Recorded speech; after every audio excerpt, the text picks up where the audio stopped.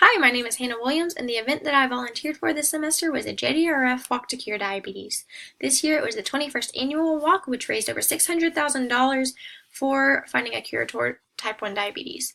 It happened on October 7th, 2017 from 9 a.m. to 12 p.m. at Patriot Lake at Shelby Farms, and it was a 5K family walk and run. My volunteer responsibilities this year included setting up the Facebook competition winners tent, which included their tent, food, and drink. So for participants to enter this, they uploaded a picture of their t-shirt onto Facebook, and whoever got the most likes won this tent. And I was in charge of the t-shirt competition tent, so I would hang up all the shirts, and I selected the best one, and I announced the winners and gave out their trophy. I was also in charge of the balloons, so I would blow up all of the balloons and make sure every team that raised $1,000 or more came to receive their balloon. So if they raised anywhere from $1,000 to $2,999, they got a star Mylar balloon. If they raised anywhere from $3,000 to $9,999, they got an emoji Mylar balloon. And if they raised $10,000 or more, they got a large gold 1 Mylar balloon. I was also in charge of breakdown of this event, so that included picking up all the signs that were around the lake and bringing them back to the starting point, tearing down the tents, cleaning and loading up all the food and drink, and breakdown of the t-shirt and balloon tent, and making sure people that brought their t-shirt to me got their t-shirts back. The project manager for this event was Katie Pickler. She's been with JDRF for 5 years, and she was so organized and so easy to talk to, and she gave me a lot of information. The purpose of this event was to raise money towards finding a cure for type 1 diabetes, as well as raising awareness for this disease. The project definition and stakeholders. The project definition was defined on the website as the JDRF One Walk is a fun, family-friendly event where dedicated walkers, volunteers, and sponsors raise money to make living with type 1 diabetes safer and healthier until it's no longer a threat. So with this, the stakeholders included the walkers, the participants, donors, vendors and sponsors, and people living with type 1 diabetes, whether it be their family, friends, or themselves.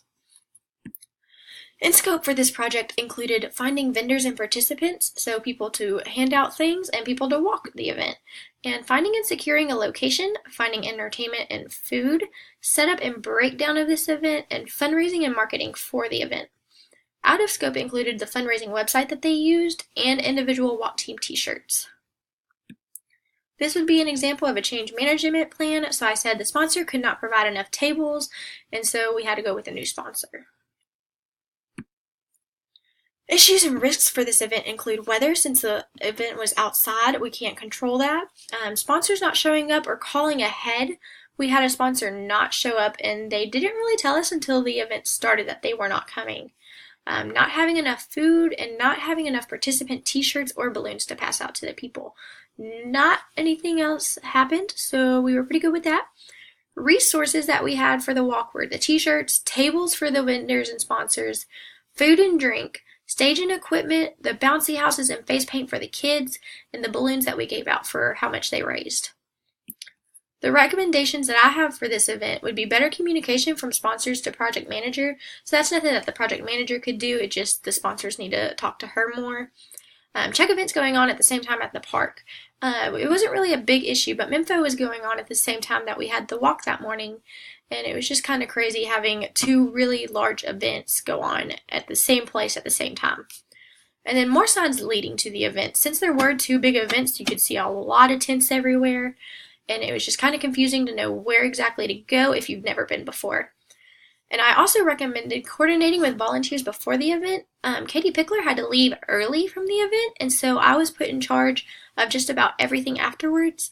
And so people would come up to me asking me what they needed to be doing, where they needed to be, and I had no idea. But she did give me a binder that answered every other question. So I think just coordinating with the volunteers and letting them know what they'll be doing the day of the walk would be helpful. Thanks.